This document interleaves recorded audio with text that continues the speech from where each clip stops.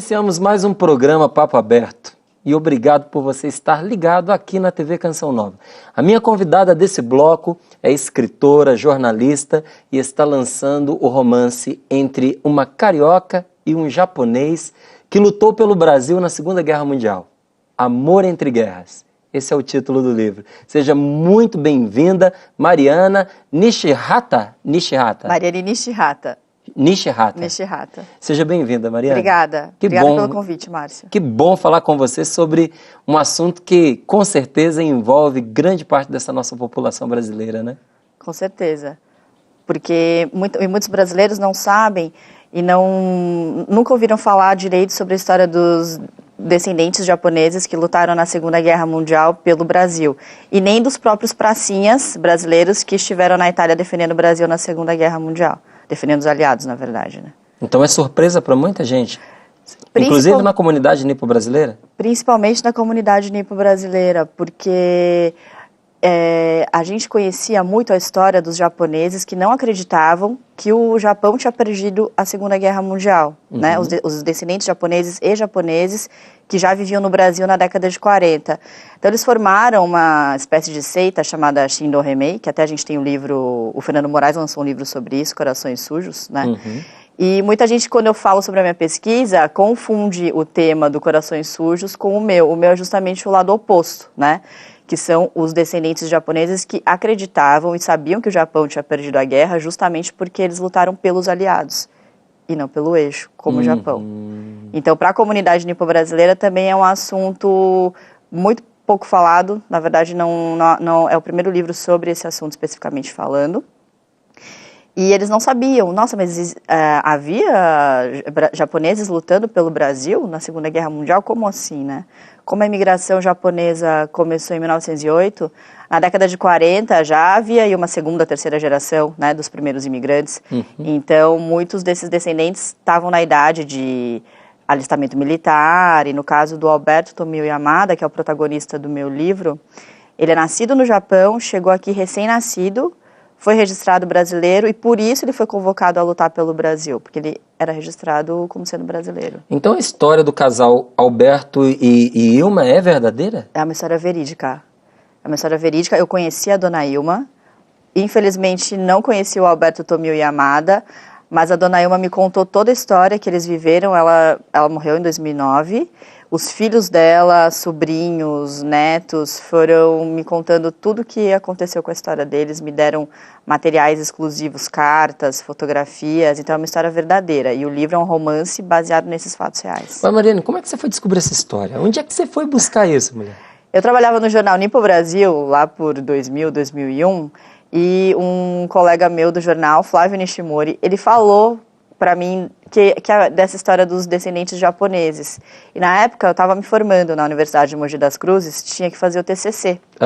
Quando ele me falou sobre isso, eu escolhi, então meu TCC vai ser sobre esse tema. E ele me deu um primeiro nome, que era Raul Kodama, que morreu agora no começo desse ano.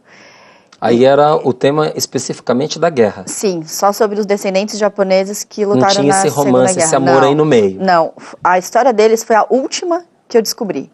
O primeiro que eu entrevistei foi Satsuki Nakazone, que também era um descendente japonês, morava em Mogi das Cruzes e lutou pelo Brasil. E ele me falou sobre o Alberto Tomio Yamada, que também era de Mogi das Cruzes, mas tinha se mudado para o Rio de Janeiro. E me passou contato da mulher dele, que era a dona Ilma Faria. E eu não sabia nada, como era a história, se tinha preconceito por trás, se eles sofreram, eu não sabia nada. Ela morava no Rio de Janeiro. E aí eu descobri que familiares deles eram amigos e conhecidos dos meus pais. Então falei com a sobrinha dele, a Kazue Suenaga. Ela também me passou o contato e eu fui para o Rio de Janeiro conversar com a dona Ilma.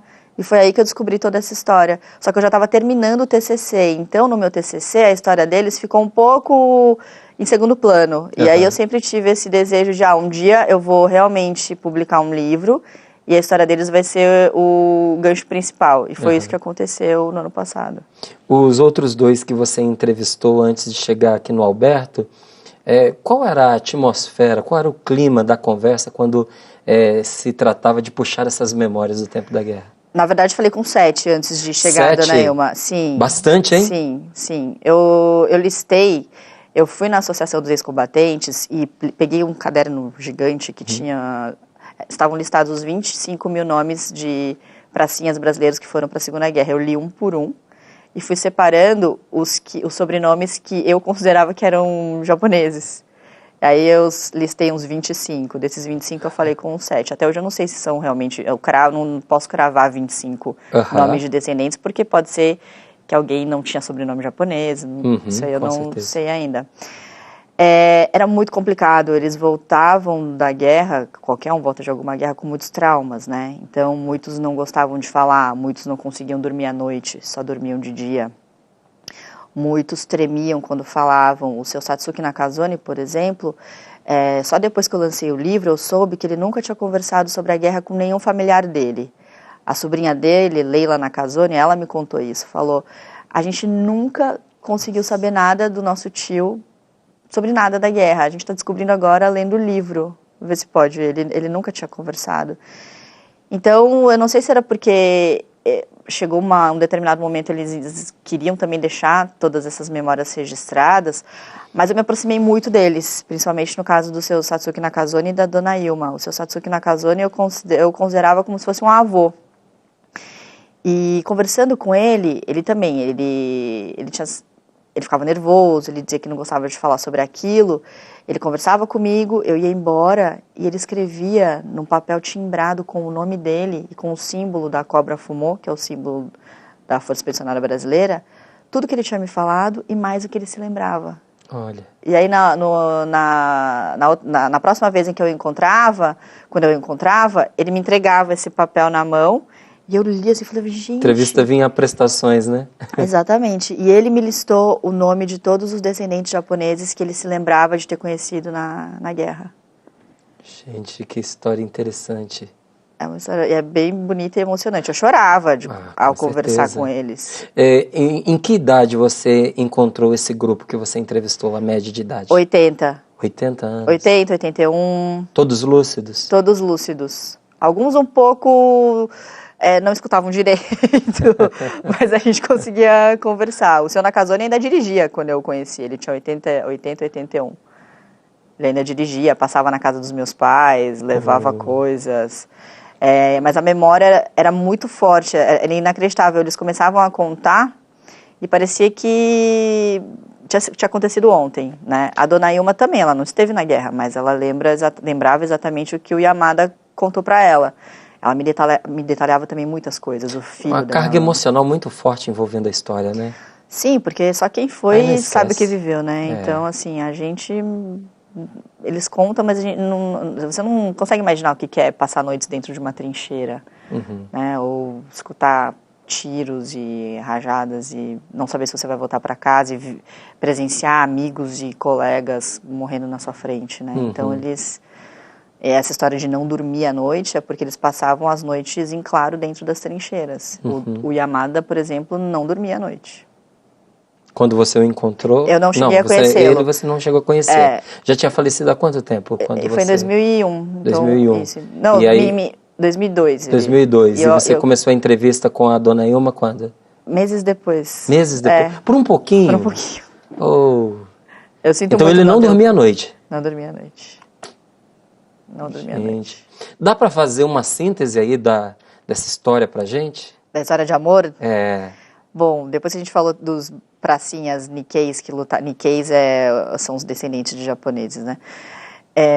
A história do Alberto Emil Yamada e da Ilma Faria, ela foi recheada assim, de muitos obstáculos. Então, assim, na década de 40, ele, um japonês, filho de japoneses, registrado como brasileiro, se apaixonou pela Ilma Faria, que era carioca, loira de cabelos cacheados, loiro escuro. Ele a conheceu na estação de trem de Mogi das Cruzes e se apaixonou. Naquela época, imagine só, década de 40, certamente a família dele era totalmente contra esse relacionamento, né? Se ainda na geração dos meus pais isso ainda era complicado, imagine na geração de quem era da década de 40. Que primava-se por casar os filhos com japonesas ou descendentes. Isso, porque eles queriam manter a cultura, né? Então, assim, eles queriam manter o idioma, o tipo de comida que ela fazia, que as pessoas faziam, né? Então, o pai do Alberto Tomeu Yamada dizia, ela não vai saber cozinhar do jeito que a gente cozinha, né? E ele fala assim que ele prefere ir para a guerra morrer do que não ficar com ela. Logo depois que ele a conhece, depois de algum tempo, ele é convocado a ir para a guerra. Então ele fala, eu prefiro ir para a guerra morrer do que não ficar com você. E ela sempre foi muito, ela era uma pessoa muito religiosa. Então ela era devota de Santa Teresinha, era filha de Maria, ela fazia inúmeras promessas, e ela sempre fez promessas de que ele ia voltar vivo da guerra, né? Ele vai para a guerra, para a Itália, onde a Força Expedicionária Brasileira lutou, e eles trocam cartas. E ela me deu todas essas cartas. Todas essas cartas originais. Privilégio, hein? Muito bom. Sim, isso também foi uma história muito emocionante. A Regina Yamada, que é a filha do casal, com quem ela sempre me ajudou e ela se tornou uma grande amiga, ela se lembra, eu não me lembrava desse episódio, mas agora eu estive no Rio de Janeiro, ela se lembra que quando a mãe dela me deu as cartas, eu estava sozinha na casa com a dona Ilma. E eu fiquei meio desesperada, porque eu sabia que nunca ninguém tinha visto aquelas cartas. Nenhum filho nunca tinha colocado as mãos naqueles papéis. E eu liguei, diz ela que eu liguei chorando, falando, Regina, sua mãe me deu todas as cartas, mas o que eu faço? Eu posso mesmo, né? Levar, ler tudo, digitar. Qual era o sentimento, Mariane, a hora que você recebe... Era o quê? Você chorava... Era a emoção de receber um prêmio como esse? Era o peso da responsabilidade de ter nas suas mãos cartas que a família não tinha tido acesso? O que mais marcava você naquela hora? Era emoção e eu me sentia lisonjeada, né? Porque ela me confiou um material que estava guardado numa caixinha, dobrado, aquele papel de antigamente, parecia papel vegetal, né? Os envelopes com carimbo de censura, porque década de 40, o Brasil... era o governo Vargas, ditadura, então claro que todas as cartas eram censuradas, né? Então tinha o carimbo e eu sabia o quanto aquilo era valioso para ela.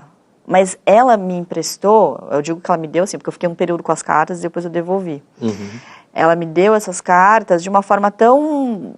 Era um carinho genuíno, assim, ela confiava realmente em mim. Então aquilo me fazia eu me sentir muito lisonjeada, né? Honrada. E aí a Regina falou, Mariane, se a minha mãe te deu, é porque ela confia em você, pode levar. Né? Ela ligou para o Não gerou dela. ciúme, no caso da dona Ilma, tudo bem, não é? Mas de uma maneira geral, quando você estava fazendo a entrevista com esses expedicionários, né? Não gerou nenhuma vez um ciúmezinho? Com as famílias? Por você ter acesso à história que muitos não tiveram? Não. Nunca me demonstraram, ao menos, mas não. No caso da família Yamada, meu contato maior no começo era com a Regina e o Zé, o irmão dela que morreu. E ele não estava aqui quando o livro finalmente foi lançado. E eles tinham tanto interesse por me ajudar e por saber também mais coisas sobre os pais deles, que nós viramos todos parceiros e amigos e a gente mantém esse contato até hoje, né? São que coisa legal, filhas, né? sim. São 5 filhas do casal, então é Terezinha, Sueli, Suzuí, a Regina e a Vera. Nós acabamos de nos encontrar no Rio de Janeiro e tá todo mundo feliz pela história ter se mantido, né? Porque eles têm netos e bisnetos, os netos e bisnetos da dona Ilma vão poder conhecer essa história independentemente da época, né? Então, a bisnetinha deles, que não tem nem um ano, eu autografei um livro para ela, para a Júlia. Então ela vai saber, quando ela crescer, ela vai ler, vai estar registrado, né, o que aconteceu com os bisavós dela. Mas não, em nenhuma das famílias eu não senti nada disso, né, eles me emprestavam documentos, por vezes eu demorava para devolver, até eu digitar, entender o que estava acontecendo, né, que tipo, o valor do material que eu tinha. Nunca me cobraram ou nunca questionaram. Eram pequenos pedidos muito delicados e muito simples, né? Os pedidos eram os mais simples possíveis. Então, realmente foi um trabalho em conjunto. Todos eles me ajudaram. Em função dessa imersão que você acabou fazendo na história deles, Mariane, como é que você concebe? O que uma guerra é capaz de fazer com uma história de amor? Uma guerra pode acabar com uma história de amor. Esse relacionamento foi conturbado por essa guerra? Sim, não só pela... Porque o livro se chama Amor Entre Guerras, né? Que foi o título dado pela minha editora, Márcia Pereira, da Planeta. Porque é entre a Segunda Guerra Mundial e entre a racial e cultural que existia naquela época entre os japoneses e os brasileiros, né? Então, os japoneses, o Japão tinha bombardeado o Pearl Harbor, né? E aí o Brasil passou a fazer parte do grupo dos aliados. Então, claro que o Japão é um inimigo do Brasil, né? E fora isso, mesmo se não tivesse guerra naquela época, a família do Yamada ia ser contra o relacionamento de qualquer jeito, né? Com guerra ou sem guerra, porque eles queriam manter a cultura. Então, existia o casamento arranjado, que no Japão se chama miai, né? Então, eles apresentam um rapaz e uma moça, você tem um primo solteiro? Nossa, eu soube de uma família lá do bairro X que tem uma moça prendada, sabe cozinhar super bem, costura. Vamos apresentá-los, eles se casam. Quer dizer, eles não se casavam por amor, né? Havia muitos casamentos arranjados. E o Tomio Yamada, ele tinha uma noiva predestinada a ele, que o pai já tinha escolhido, japonesa. E ele soube disso, né? Em uma das conversas com o pai dele, o pai diz que já tinha escolhido uma noiva para ele e ele se recusa. Ele fala que não. Na altura em que a Ilma já tinha entrado na vida dele. Sim. Então o pai estava guardando essa carta na manga que teve que tirar nessa hora. Exato. E aí surgiu a guerra. Então, assim, a guerra os separou, né? Só que o amor deles não acabou. Então, assim, inclusive, a Ilma fez uma promessa pro Tomio Yamada que se ele morresse na guerra, ela ia virar freira. Ela não ia casar com ninguém, né? Então, assim, a guerra poderia ter separado os dois, deixado os dois longe, mas ela nunca ia deixar de amá-lo e ele também não. Então, eles iam ser fiéis e leais até o fim. Agora, pelo que você percebeu, essa distância e a ameaça da guerra, ela une mais os dois? Ou ela também coloca em xeque o relacionamento, porque essas tensões da guerra se infiltram dentro do relacionamento, na comunicação entre eles, e acaba gerando também barreiras? Ou... No caso deles, uniu. Uniu, né? Principalmente porque as cartas, que estão todas reproduzidas no livro, a gente percebe o quanto o Yamada era um poeta. Então ele escrevia coisas como: considero perdidos todos os dias que não passam ao seu lado.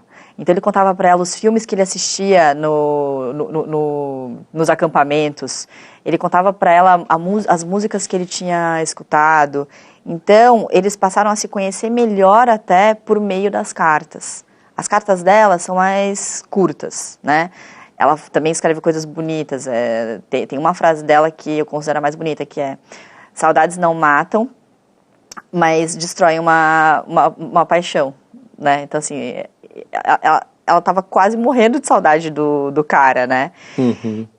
Só que naquela época, os homens estudavam mais que as mulheres, então, certamente, eles tinham mais acesso, né? Então, o Tomio Yamada, ele era tinha uma cultura, é nítido isso, maior. Ele era mais culto, então ele escrevia de uma forma mais bonita, de uma forma... Ele escrevia muito, eram muitas páginas. Tem cartas ali com 3, 4 páginas, né? Então, no caso deles, eu considero que uniu. E foi transcrita para o livro? Sim. Nós só trocamos algumas palavras, assim, do português da década de 40, mas elas estão na íntegra. Conta aí pra gente uma história interessante que o Alberto vivenciou durante a guerra. A história mais interessante, acho que quando ele chega, porque o Brasil, ele chegou lá com um uniforme de uma lã muito fininha, que não servia para o inverno europeu, né? Aquele inverno da Itália. É bastante rigoroso, né? Sim, eles eram confundidos com alemães, porque a cor do uniforme, meio verde oliva, verde militar, parecia com a dos alemães. Então a Itália tinha sido... Eles estavam querendo os cidadãos italianos, né? Os americanos estavam tentando tirar os alemães da Itália. Então, para a população italiana, os alemães já eram inimigos, né? Porque eles não queriam mais viver aquilo. Então, os italianos chegavam para ele e no começo achavam que ele era japonês do Japão, não japonês do Brasil, né? Então, como assim um japonês do Japão? Ele é inimigo, ele não vai ajudar a gente, né? Então, ele teve que explicar que ele era brasileiro. Nossa. Então, imagina, né? Tá com a farda que parece alemã, o rosto nipônico. Só unindo hostilidades, né? Sim.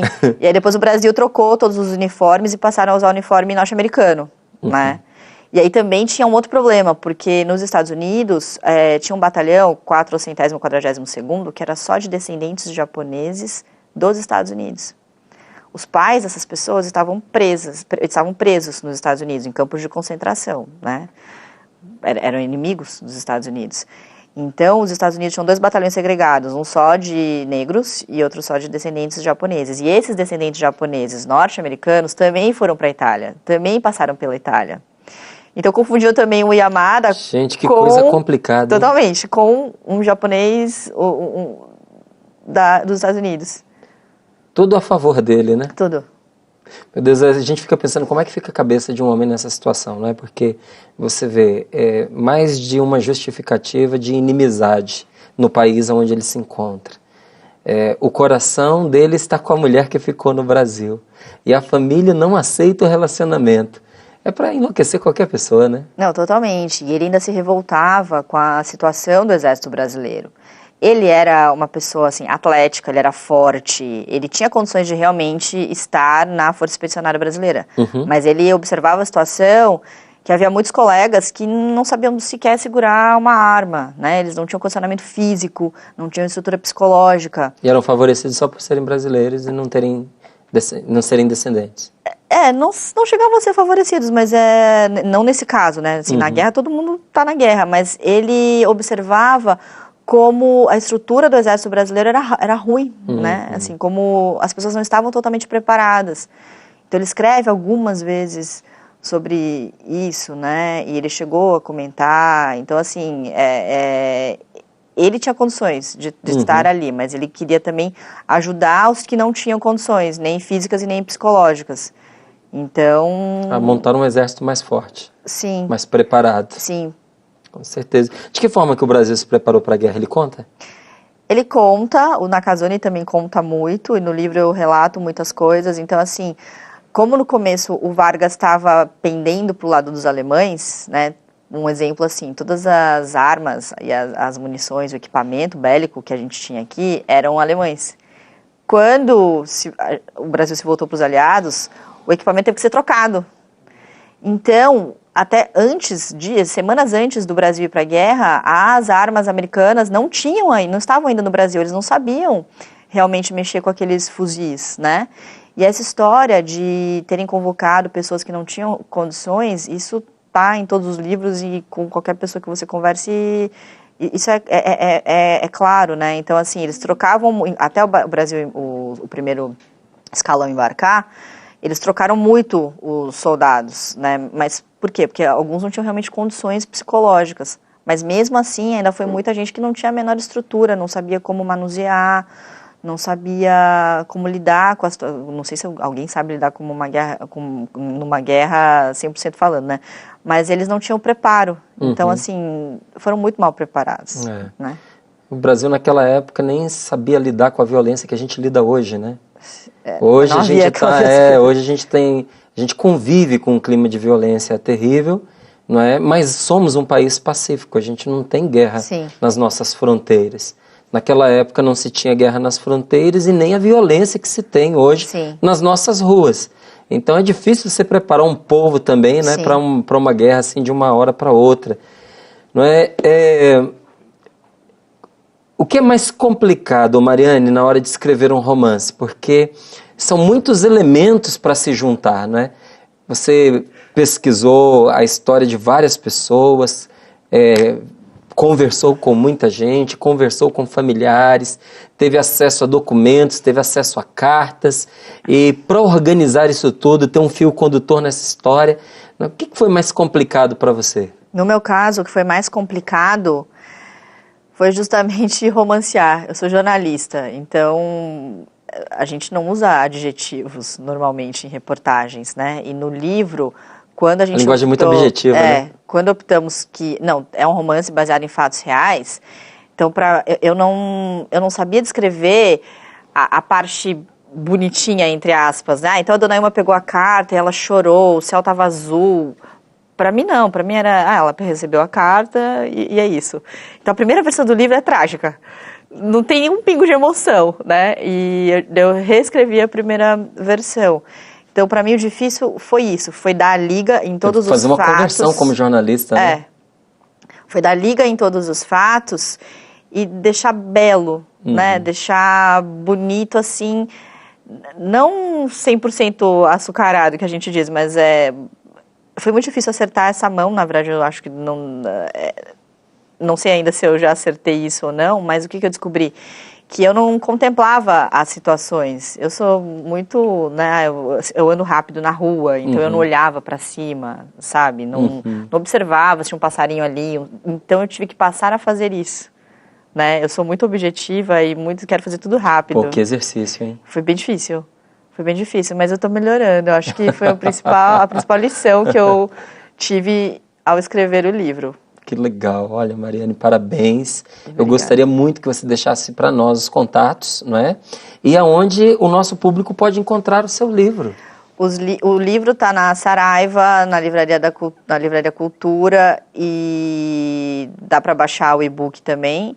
Então, buscando Amor Entre Guerras, já dá para achar. Facinho, né? Já dá para achar. Então, Cultura, Saraiva. Cultura, Saraiva, Martins Fontes. E na internet, de maneira geral, você pesquisou, você já encontra. Sim. Tá certo. Se alguém quiser entrar em contato com você, tem algum e-mail, alguma página pelo qual pode fazer isso? O e-mail é mari.mie@gmail.com. Olha, muito bem-vinda, não é? Você já me contou que é o seu primeiro romance. Normalmente quem escreve um romance não fica só no primeiro, né? Então, com certeza, logo, logo deve estar aparecendo aí um novo trabalho. Com certeza você já deve estar gestando alguma coisa dentro do seu coração aí, numa nova obra. Será bem-vinda aqui novamente. Obrigada, tá sim, certo? espero. Olha, gente, nós estamos encerrando esse bloco, mas você pode continuar em sintonia com o programa pelo Facebook, facebook.com/papoabertocn. Meu convidado desse bloco tem amplo conhecimento sobre o funcionamento da comunicação nas relações do trabalho e suas aplicações no desenvolvimento de liderança.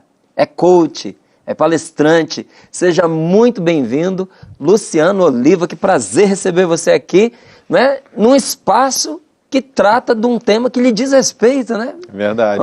Vamos falar de comunicação. Vamos fazer a metacomunicação hoje, Márcio. Vamos lá, vamos sim. Primeiro, seja bem-vindo, viu? Obrigado. Um prazer receber você aqui para falar de um tema que até comentava aqui com você antes da gente entrar no ar, que a comunicação ela é maravilhosa e terrível. E eu acho que um dos grandes problemas da comunicação é a pessoa dá-la por suposta, é acreditar que ela já aconteceu, não é? Tá feito, tá dito, tá comunicado. Não. Nem sempre a informação é comunicação, né? Nem sempre o que você disse comunicou o que você queria. E é interessante como muitas vezes, num meio de comunicação, isso pode ser a TV Canção Nova, pode ser uma rádio, pode ser o meio de comunicação que for, às vezes se tem problema de comunicação. Verdade, Márcio. Primeiro é uma honra estar aqui com você, falando de comunicação, como você disse, num meio em que a gente trabalha. A gente está acostumado a falar de comunicação e corre um dos riscos que você acabou de falar aí, que é imaginar que como se trabalha com comunicação, que a comunicação está feita. Né? Esse é um perigo da comunicação. O outro perigo é quando você, num grau tal de timidez ou de introspecção, não consegue expressar o que você precisa. Mas, de qualquer forma, para começar, é importante isso que você acabou de falar, que existe uma confusão entre comunicar e expressar. Geralmente as pessoas me procuram o meu trabalho e falam: Luciano, poxa, mas eu já me expresso bem, né? Eu falo bem, eu me visto bem, eu quando estou frente à equipe, eu deixo claro o que eu preciso deles e eu não estou vendo o resultado. E não está vendo o resultado, quando você não vê, provavelmente você está se expressando bem, mas não está vendo o processo como um todo, porque a comunicação é um processo que tem um foco no outro. E aí, realmente, o resultado fica comprometido. A expressão aconteceu, mas a comunicação ainda não. Sim, a expressão é uma etapa importantíssima da comunicação. Só que ela é só a primeira etapa. A partir do momento que você expressa, é importante você saber como essa mensagem vai chegar do outro lado. E aí a gente acaba, por uma questão didática, a gente acaba estudando comunicação em separado à psicologia, em separado a outras, né, disciplinas, vamos dizer assim. Mas acaba que a comunicação se faz quando chega no outro. Tem uma frase que sintetiza muito bem isso, que é uma frase do David Ogilvy, que é o pai da propaganda, e ele disse o seguinte: comunicação não é o que você diz, é o que o outro entende.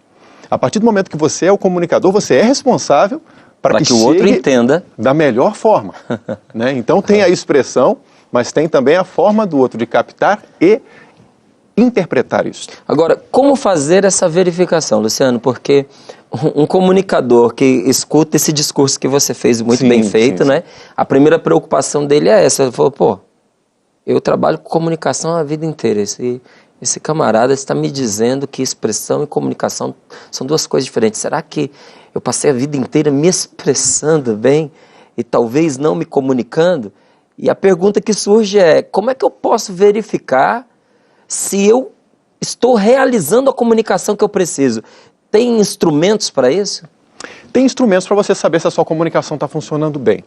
Primeira coisa, Márcio, que atrapalha o processo de comunicação, quando você falou, poxa, eu trabalho com comunicação há tanto tempo. Geralmente, quem trabalha com comunicação foi levado, deixou-se levar e se apaixonar pela comunicação. Os grandes líderes, que são, por si só, por serem líderes, têm de ser bons comunicadores, ou grandes comunicadores, acaba que eles chegaram ao ponto em que chegaram porque a sua comunicação funcionava de forma tal. Agora há pouco aqui nos bastidores a gente falava, será que os grandes comunicadores fazem propositadamente o que fazem para serem bons comunicadores, para alcançarem a sua audiência, para alcançarem a atenção do outro? Você é um comunicador. Nós estamos aqui e vendo que quando a gente se comunica, eu entendo o que você está me perguntando, quem está de casa nos assistindo percebe qual é a intenção que você tem ao perguntar. Agora, geralmente no dia a dia, as pessoas falam, poxa, mas como é que eu vou medir se a minha comunicação está ou não está funcionando?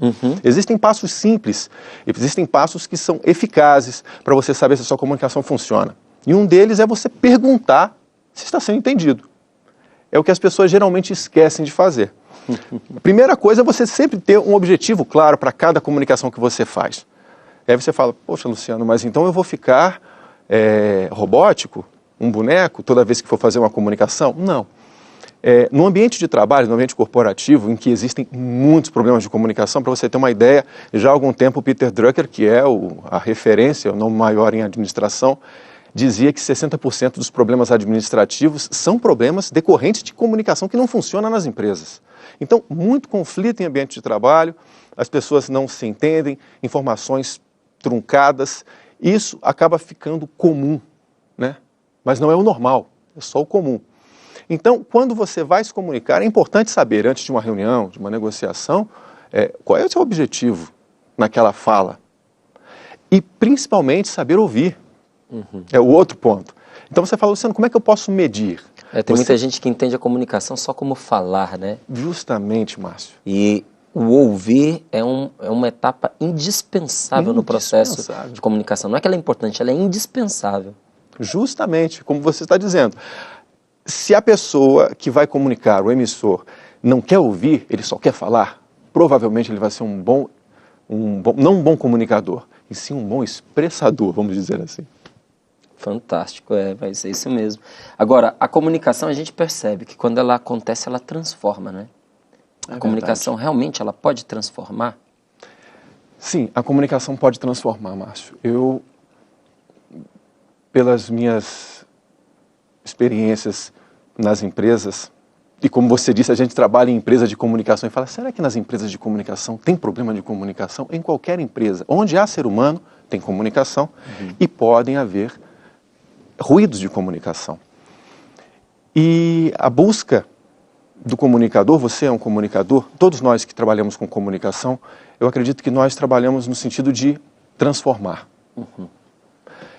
A comunicação na empresa, por exemplo, no ambiente organizacional, o papel da comunicação, de melhorar a comunicação no ambiente organizacional, é transformar o profissional que está desmotivado naquele que está vestindo a camisa da empresa.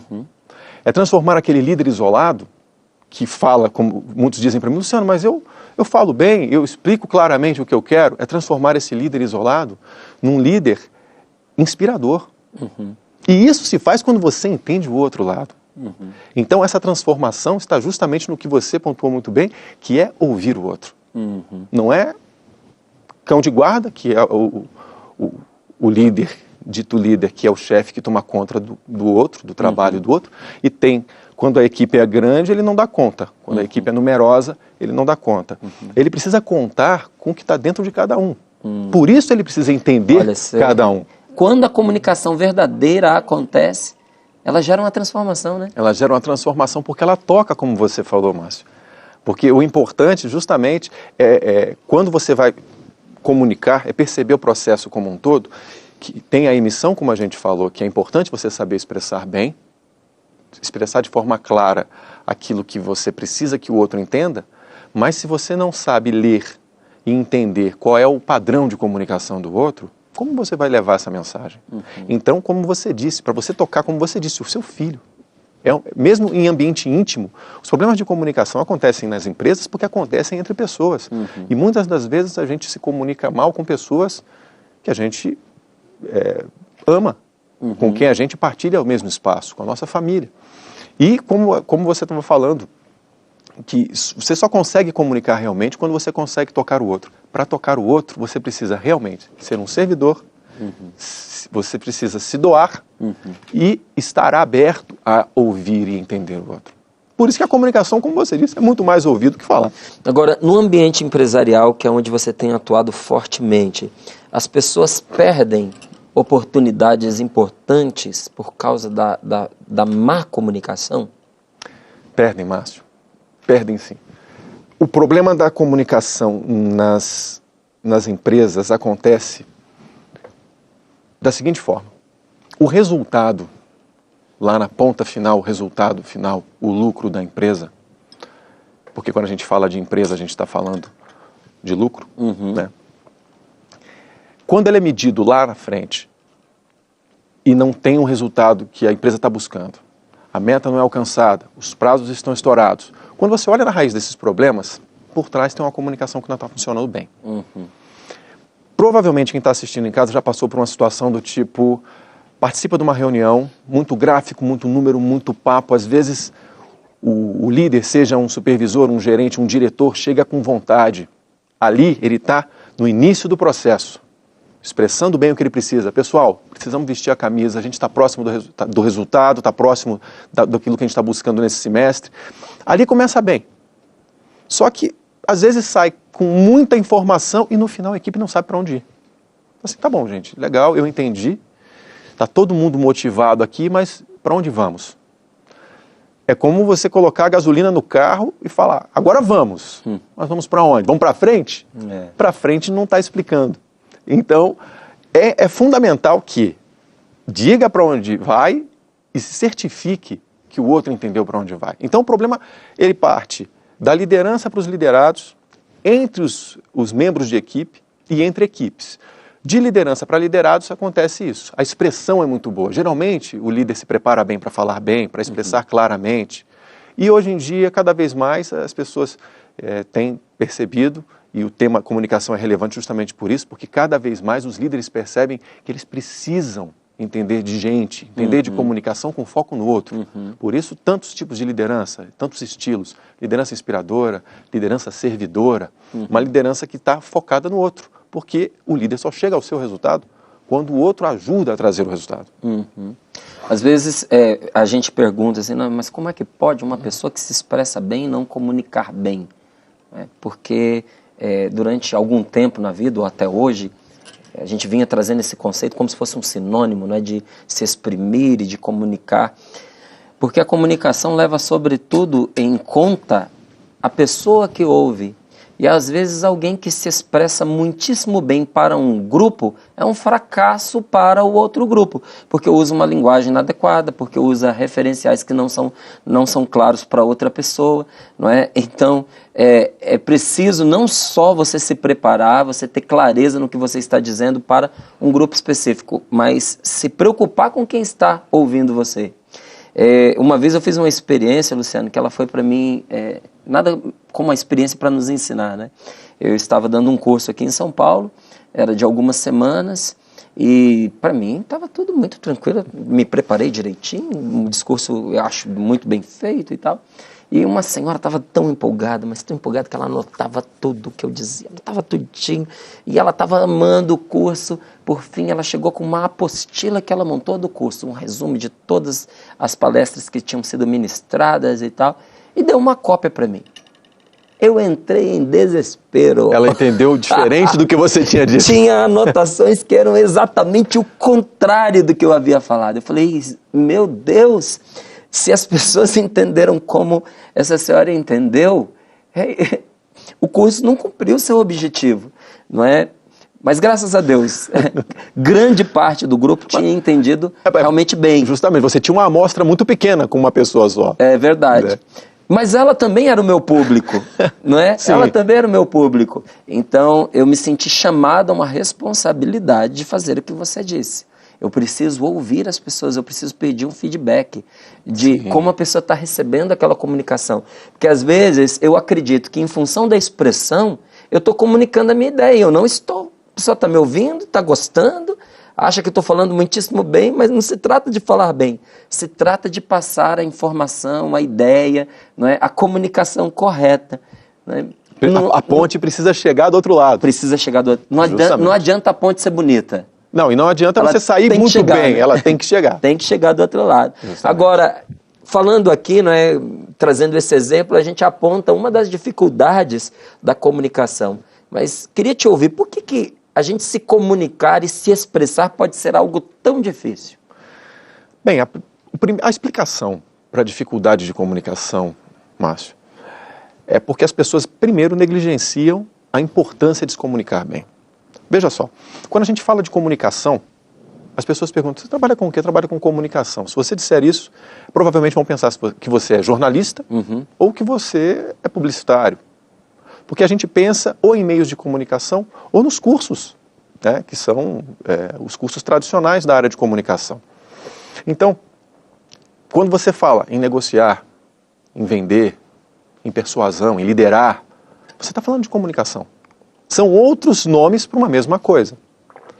São outros nomes, são desdobramentos de uma comunicação que funciona. Ninguém consegue liderar sem comunicar bem. Ninguém consegue vender sem comunicar bem, porque por mais que se fale a respeito de produtividade, de alta performance em vendas ultimamente, e que se fale em técnicas de vendas, a gente conhece milhares de manuais, o mundo compra toneladas de livros sobre vendas, sobre produtividade. Mas no fundo disso existe comunicação. E as pessoas negligenciam que isso é comunicação. Aí fala, mas tem muita gente que vende bem com técnicas de venda. Sim, a técnica de venda em si não faz vender bem, porque senão dois vendedores com a mesma técnica venderiam igual. Na verdade, aquilo que a gente chama de feeling, ou de percepção do momento exato para oferecer o produto, ou de oferecer um produto num preço maior e depois trazer um preço menor para fazer esse distanciamento, esse contraste. Tudo isso é percepção do outro, é comunicação. Isso se alcança porque muita gente acredita, não é, que é um dom. Então, quem tem dificuldade ao olhar uma pessoa que se comunica assim, que tem essa percepção aguçada, não é, que tem essa sensibilidade que você acabou de trazer aí, do momento certo para fazer a oferta correta, ao olhar alguém com esse talento, diz, não, isso é um dom que a pessoa... Isso é um dom. Justamente, o que acontece? Quando você estuda, por exemplo, um atleta, a performance de um atleta, você pode dizer que um atleta de altíssima performance tem o dom para fazer aquilo. Mas isso não justifica que outros não consigam fazer o seu melhor.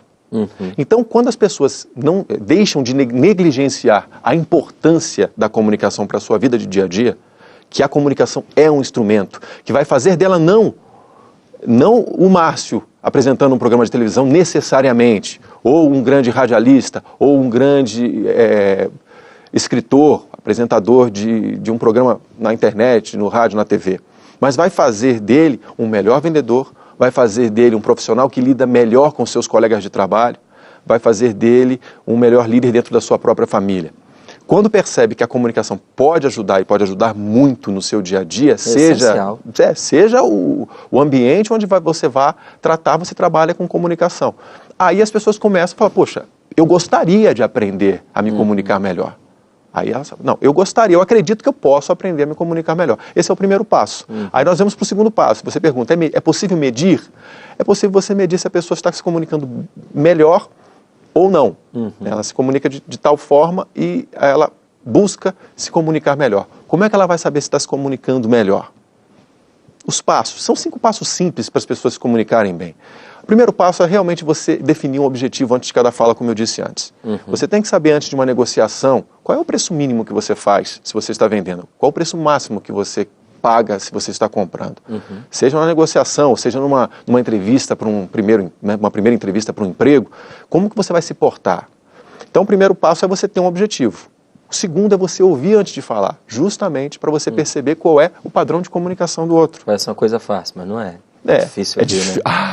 Como é. Difícil ouvir. Para nós que falamos muito, ainda mais difícil. Então, o segundo passo, ouvir. É ouvir. O segundo passo é ouvir. O terceiro passo é você estar consciente da sua comunicação durante todo o período em que você está na comunicação. Porque a gente geralmente deixa no piloto automático. Sai falando de outras coisas, sai em devaneio e perde ali o comando, o controle da comunicação.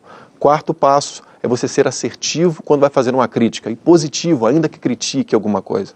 E o quinto passo é você se certificar, como a gente já falou aqui. Você entendeu o que eu disse? O que você entendeu do que eu disse? Claro que numa comunicação de líder para liderado, pergunta, gente, vocês entenderam? O que você entendeu? E você? E você? Numa palestra, você passa um feedback de palestra por escrito. No caso da pessoa que participou do seu curso... Fizeram o feedback sem eu solicitar. Sem você solicitar. Mas o feedback chegou, isso que foi importante. É importante. Não é? Mas é. Comunicação objetiva. Como alcançar essa comunicação? O que é comunicação objetiva e como alcançar? Mas comunicação objetiva é a comunicação com objetivos. Porque geralmente as pessoas se comunicam... É justamente a primeira etapa que você falou aí desse processo. Justamente. Você tem que buscar um objetivo na sua comunicação. Saber o que você quer comunicar. Geralmente as pessoas começam a se comunicar e não definem claramente o objetivo. E aí é claro que ela pode se perder no meio do caminho. A comunicação objetiva é a comunicação com objetivos. É você entender por que você está falando em determinada situação, em determinada circunstância. E a pergunta que sempre vem é essa que eu disse agora há pouco. Luciano, mas eu não vou ficar robótico o tempo todo pensando o que eu estou comunicando? Não. Na sua comunicação funcionando bem, você é mais você mesmo. Você expressa melhor quem você é, mas você lembra que você não é o centro, que existe uma outra pessoa a quem você quer entregar algo e quer entender se ela recebeu daquela forma. Bom, hein? Quando funciona é muito bom, né? Quando funciona é muito ótimo. bom. A gente está falando de comunicação e sempre que fala de comunicação a gente está falando de relacionamento, não é outra coisa. Sim. Não é? Aí a gente pode assentar esse foco conforme a gente queira. Estou conversando aqui com o Luciano, o nosso foco principal é relacionamento no universo empresarial, não é? Mas, gente, em casa, no trabalho, na vizinhança, é sempre relacionamento.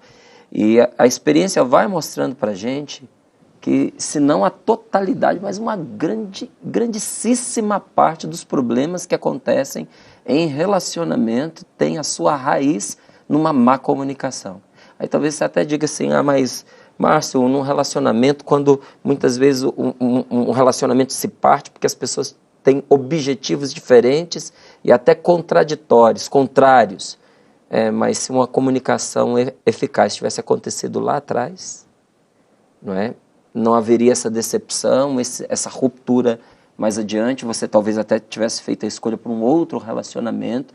Então a gente vai percebendo que na base de muitos problemas de relacionamento está a comunicação. Então eu estou muito agradecido do Luciano vir aqui, tratar com a gente esse tema, porque ele é de suma importância no dia a dia da gente, em qualquer lugar onde a gente esteja. Uma perguntinha aqui, como é que fica, você disse que é importante eu perceber na comunicação que eu não sou o centro, tem uma outra pessoa ali comigo. Sim. Eu preciso levá-la em consideração. Mas tem muita gente que tem dificuldade em acreditar em si mesmo. A falta de autoconfiança, ela interfere nesse processo de comunicação? A falta de autoconfiança interfere no processo de comunicação. A autoconfiança exacerbada também interfere. Também interfere? Interfere, sim. Os dois extremos são ruins. Como você falou no início, se a pessoa acha que já sabe se comunicar, se ela já é um pote cheio, ela não tem mais como ser preenchida com nada. Ela se fecha para aprender mais. Agora, a falta de autoconfiança pode atrapalhar muito, Márcio. É importante entender que a comunicação, como eu disse, didaticamente a gente estuda a comunicação em separado de comportamento, de psicologia. Mas acontece que a comunicação começa aqui dentro. A gente vê o fruto da comunicação a partir da boca, né? A gente vê a comunicação no outro começar aqui, mas ela já começou aqui dentro. Então tem uma palavra não falada lá dentro, né? Não só uma palavra, tem várias frases ditas. A gente, quando trabalha nas palestras de comunicação em empresa, quando chega na parte de falarmos de vozes na cabeça, é a hora que o pessoal se solta mais. Por quê? Eu falo, gente, todo mundo tem vozes na cabeça. Todo mundo tem pensamentos antes de expressar, muitos deles nem são expressos, mas todo mundo tem as suas comunicações. E entender esse padrão de comunicações, né, que na PNL, por exemplo, chamamos de comunicação intrapessoal, é o que você está pensando antes, você com você mesmo. É fundamental você entender como que você se comunica consigo próprio. Você vai identificar personagens no seu pensamento. Um personagem crítico, que critica tudo o que você faz. Um personagem que pede permissão para fazer as coisas. Será que eu devo fazer isso? Que tem dúvida, que tem insegurança. E tem outro que fala, poxa, faz logo. Você de novo. Mais uma vez está perdendo a oportunidade. Anda, vai na frente. Não perde tempo, você está muito lento, está muito devagar. Então, crítica, pedido de permissão e um raciocínio lógico ficam ocupando, disputando espaço na nossa mente. As permissões, os pedidos de permissões e balizando os dois lados, o lado racional. Então, a partir do momento que você percebe que isso pode ser feito por vamos dizer, por um circuito positivo, eu estou com medo, mas medo é normal. Eu estou precisando de ajuda, mas ninguém é uma ilha, todo mundo precisa de ajuda. Se você tem dentro da sua cabeça uma voz nutritiva que te ajuda a seguir adiante, apesar das dificuldades que todos nós passamos, você tem uma chance maior. A falta de autoconfiança faz com que essa voz positiva, nutritiva, não exista. E que exista no lugar dela, ou exista de uma forma muito pequena, que exista no lugar dela uma voz crítica muito forte. E a autocrítica, ela é mais destruidora do que uma crítica do outro. Quando você se torna o seu se você pior é o seu inimigo, algoz, né? se você mesmo se critica... Quem é que vai te defender? Quem é que vai te defender? Justamente isso. A partir do momento que você entende essa comunicação, o seu padrão muda aqui fora. Para ajudar o outro. Não é só ajuda, você só dá o que tem. Você só vai dar paz, tranquilidade, motivação para o outro. No ambiente de trabalho, seja no ambiente de trabalho, seja em casa, seja em qualquer ambiente que for, se você tiver isso. Então, a ideia é trabalhar aqui a comunicação para ela sair da melhor forma. Olha, gente, antes aqui de agradecer o Luciano por esse momento maravilhoso de bate-papo, quero terminar aqui com uma frase que eu achei formidável, né? A respeito de comunicação. Saber se comunicar bem é como ter um revólver numa luta de facas. Né? Eu acho que tudo que foi a nossa entrevista resume bem essa ideia, porque realmente você sai à frente quando você tem uma boa comunicação. Luciano, passa muito rápido, né? Já foi o nosso momento aqui. Foi rápido demais. Mas parabéns, você se comunicou muito bem. Pelo menos aqui, olha, chegou tudo certinho. Né? Você é um excelente comunicador. Muito obrigado por vir aqui trazer essas ferramentas para nós. E mais ainda, né, que eu acho que mais importante do que propor as ferramentas é despertar em cada um que te ouve a importância de uma boa comunicação. Que às vezes a gente está meio desatento, né? A gente, como eu dizia para você no começo do programa, a gente dá a comunicação por feita, por suposta, por já acontecida. E nem sempre ela está acontecendo. Então, ter quem chame a atenção e diga assim, olha, vamos lá, é importante. Obrigado. Obrigado a você, Márcio. Obrigado, e seja pessoal sempre de casa. bem-vindo, viu? Estamos aí para falar sobre comunicação e é como você disse. Eu gostaria que você passasse seus contatos, por favor, porque quem está acompanhando às vezes quer entrar em contato com você, te chamar para alguma conferência, uma palestra.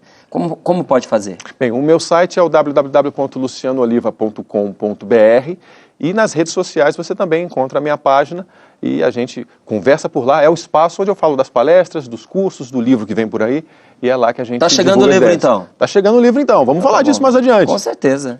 Já fica aí o convite. Obrigado, Márcio. Nós estamos encerrando o Papo Aberto, mas você pode continuar em sintonia com o programa pelo Facebook, facebook.com/papoabertocn. Uma ótima semana para você.